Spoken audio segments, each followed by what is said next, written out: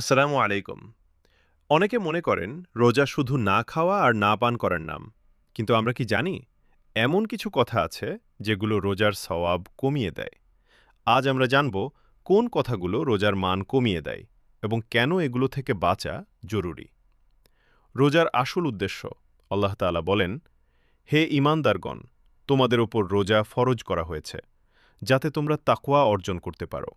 সূরা আল বাকারা 2:183। রোজার মূল উদ্দেশ্য হল তাকওয়া, আত্মসংযম। মানে শুধু খাবার না, নিজের রাগ, জিহ্বা, আচরণ সবকিছু নিয়ন্ত্রণ করা। রোজার মান কমিয়ে দেয় এমন ৭ ধরনের কথা। ১. মিথ্যা কথা। ইচ্ছাকৃত মিথ্যা বলা, ফেক নিউজ ছড়ানো, গল্প বানানো। রাসূল সাল্লাল্লাহু আলাইহি ওয়াসাল্লাম বলেছেন, যে ব্যক্তি মিথ্যা কথা ও কাজ ত্যাগ করে না, তার পানাহার ত্যাগ করার আল্লাহর কোনো প্রয়োজন নেই। সহিহ আল বুখারী। এতে বোঝা যায় শুধু ক্ষুধা সহ্য করলেই রোজা পূর্ণ হয় না। ২. গীবত, কারো পেছনে দোষ বলা।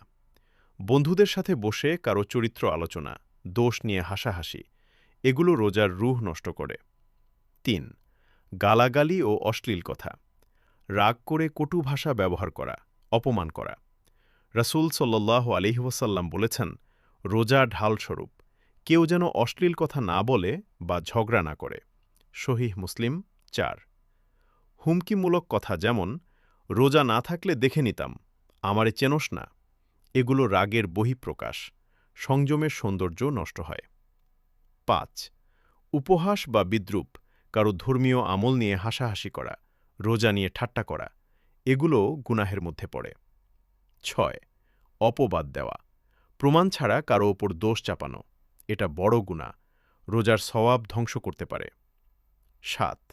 অহংকারপূর্ণ কথা। আমি সবার চেয়ে ভালো মুসলিম, আমি খুব ধার্মিক। রোজা আমাদের বিনয় শেখায়, অহংকার না। রোজার দিনে যে কথাগুলো বললে রোজা ভেঙে যেতে পারে। তোরে কি রোজা ধরছে নাকি? আজ রোজা আমাকে খুব খারাপ অবস্থায় ফেলে দিয়েছে। ভাই, রোজা কখন শেষ হবে? আর পারতেছি না। রোজার মধ্যে যদি কিছু পানাহার করার অনুমতি থাকত, কত ভালো হতো। রোজার কারণে আমার শরীর খুব খারাপ হয়ে গেছে। রোজাদারের সঠিক আচরণ হাদিসে এসেছে। যদি কেউ ঝগড়া করতে চায় তাহলে বলবে, আমি রোজাদার। সহিহ আল বুখারী। এটা দুর্বলতা না, এটা আত্মনিয়ন্ত্রণ।